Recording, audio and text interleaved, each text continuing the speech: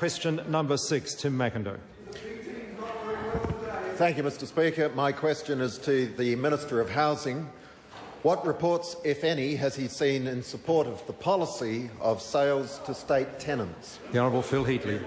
Thank you, Mr Speaker. I've seen a number of reports, including a statement that the policy will, quote, give long-standing tenants whose houses have become their homes the opportunity to buy the properties. Additionally, quote, the sale of those houses and the purchase of replacement properties will assist the Housing Corp to house more applicants off the waiting list. Mr Speaker, these quotes are from the one-time Minister of Housing, Phil Goff.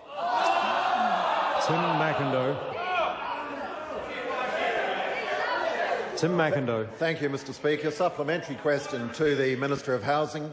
What other reports has the Minister seen in support of the policy of sales to state tenants? The Honourable Phil Heatley. Mr Speaker, one report I read noted that the policy would, quote, allow the corporation to manage the rental housing sector better.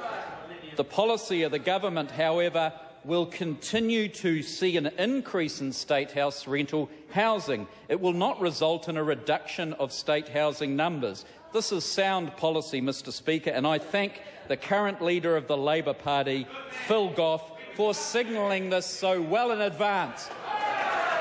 Thank Tim McIndoe. Further supplementary question to the Minister of Housing. What criteria announced yesterday seem to have been given support by other parties? The Honourable Phil Heatley. Mr Speaker, it would appear that the sales being at the discretion of the corporation is also supported. Quote, there would be restrictions on the sale of individual units in flats or blocks, or, for example, if this was strategically important. Thanks again, Phil Goff. Tim McIndoe. Further supplementary question. Order. I've called Tim McIndoe. Further supplementary question to the Minister of Housing. What criticism has the Minister received about the sales to state tenants policy? The Honourable Phil Heatley. Well, Mr Speaker, I was intrigued and saddened to read yesterday that Moana Mackey was concerned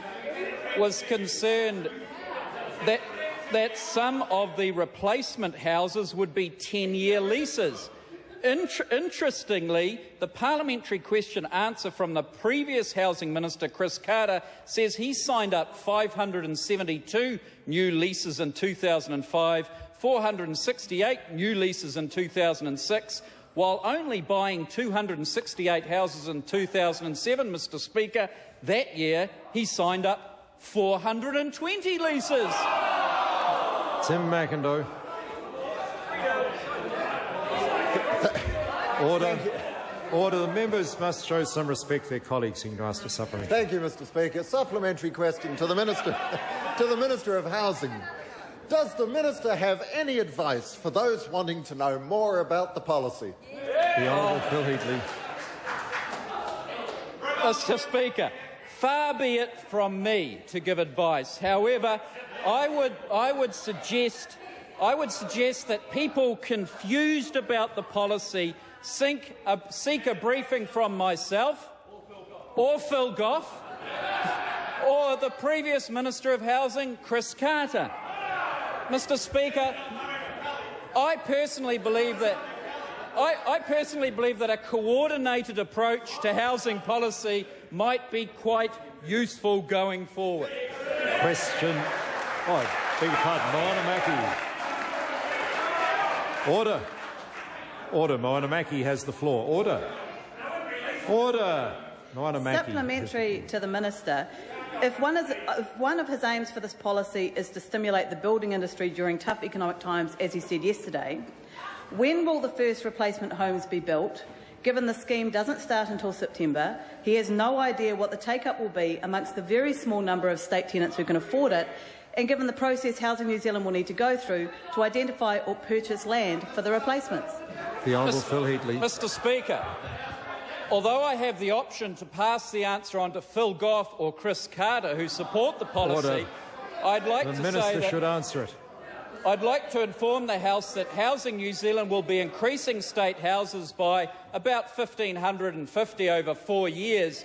As part of the increase which we're planned forward, we are going to build and buy and lease houses that are sold to replace those bought by State House tenants, who for once in a decade are going to get the opportunity to go into home ownership.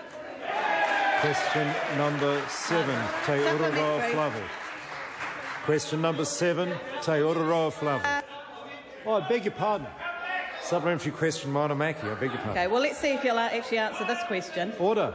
How does this policy help reduce Housing New Zealand waiting lists, this policy, address affordable housing issues or stimulate the building sector when he is promising to maybe build an unknown number of houses sometime in the next few years, yet on the other hand has stopped the building of 500 state houses and stalled the building of 500 affordable homes in Hobsonville? The Honourable Phil Heatley. Mr Speaker, we've been very intrigued about the Hobsonville policy, first announced in 2002 by the Labor government, announced about a dozen times, 3 times in 2005 election year, 3 times in 2008 election year. When we came into government, do you know what it was about Hobsonville? There were no consents. No spade had hit the ground. No house had been built. Mr Speaker, you'll be pleased to hear that the National Government has got consents. We're about to start our earthworks and we're going to build some real houses in Hobsonville.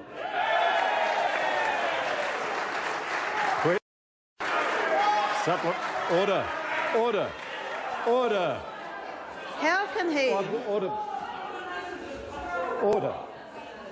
Order. There's no way anyone can hear the honourable member seeking to ask a supplementary question. I ask for a little bit of order from the government benches, please. Moana Mackey. Interesting that state houses aren't real houses. Supplementary to the Minister, how can he be taken seriously on the issue of helping low-income families into homes, given that his #1 election promise for housing affordability was, quote, easing the burden of mortgage repayments through an ongoing program of personal tax cuts, and how will extensive tax cuts for the highest income earners help low-income families pay their mortgages? The Honourable Phil Heatley. Mr Speaker, although the member could access it herself, I'd be happy to pass her the phone number of the Reserve Bank Governor, who will mention to her that interest rates are actually coming down. Point of order, Moana Mackey. Mr Speaker, we all appreciate the court jester routine, but he didn't answer the question. Now, the order. I can understand the member's concern. In fact, I think in a roundabout way the minister did, in that he indicated that lower interest rates mean it makes houses more affordable. I